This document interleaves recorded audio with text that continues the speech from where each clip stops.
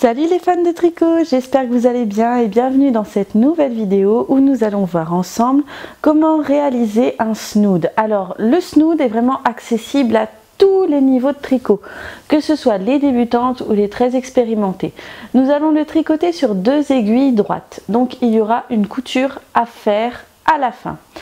Donc pour réaliser un snood, il va falloir en fait calculer le nombre de mailles à monter. Vous allez voir, c'est très simple. Un snood doit faire 35 cm de largeur en moyenne. Vous pouvez faire plus large bien entendu ou moins si vous le souhaitez. Moi j'ai choisi de faire à cette mesure, donc 35 cm de large. Comment allons-nous calculer le nombre de mailles à monter? Je vais vous l'expliquer tout de suite. Vous allez prendre la pelote de la laine avec laquelle vous souhaitez tricoter votre snood. Sur cette pelote, il y a des petits pictogrammes et l'un de ces pictogrammes vous indique combien de mailles il faut pour faire 10 cm. À partir en fait du nombre de mailles qu'il vous faut pour faire 10 cm, vous allez pouvoir calculer le nombre de mailles qu'il vous faut pour en faire 35. Tout simplement, par exemple, moi là, il est marqué qu'il me faut 12 mailles pour faire 10 cm. Je vais donc multiplier 12 par 3,5 puisque c'est 35 cm. Donc je fais 12 fois 3,5, ce qui me donnera le nombre de mailles à monter pour mon snood avec cette laine.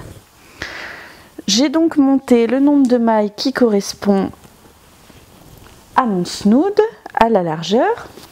Alors moi j'ai choisi de faire un snood en point de sable qui encadrera une torsade quadrillée en son centre. Voilà, donc j'ai déjà bien avancé moi dans mon snood, comme vous pouvez le voir. Mais après vous pouvez le faire dans n'importe quel point de tricot. Point mousse, jersey, il faut peut-être éviter un petit peu parce que le jersey a tendance à rouloter, mais point de riz, enfin vraiment tous les points que vous voulez. Un snood, vous pouvez le faire de la façon que vous le souhaitez. Voilà. Ensuite, vous allez tricoter tout simplement tout droit dans le point de tricot de votre choix et vous vous arrêterez lorsque vous aurez atteint. Alors pour les personnes qui veulent un snood assez serré, vous vous arrêterez lorsque vous aurez atteint une longueur de 120 cm. Et si vous voulez un snood un petit peu plus relâché, vous allez jusqu'à 140 cm. Voilà. Donc vous faites votre tricot jusqu'à ce que vous ayez atteint cette longueur. Et lorsque vous l'aurez atteint, vous n'aurez plus qu'à rabattre toutes vos mailles.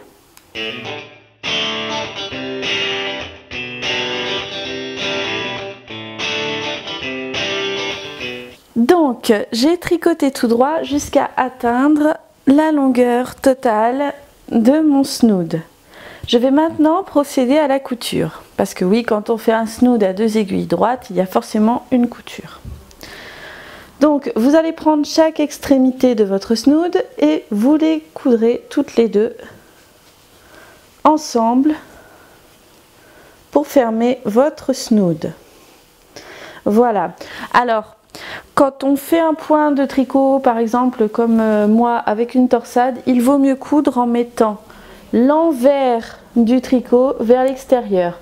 Lorsque vous faites un point de tricot comme le point mousse ou le point de riz, il n'y a pas vraiment d'endroit ou d'envers. Donc ce n'est pas tellement la peine de vous casser la tête. Ce qu'il faut retenir, c'est que lorsque vous aurez fini votre couture, vous retournerez votre tricot pour ne pas qu'elle se voie de trop.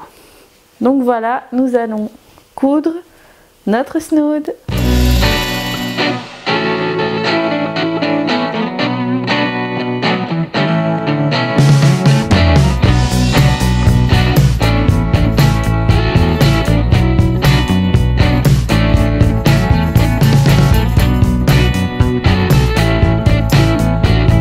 Alors j'ai maintenant fini de coudre les 2 extrémités de mon snood. Je le remets donc à l'endroit et je n'ai plus qu'à l'enfiler.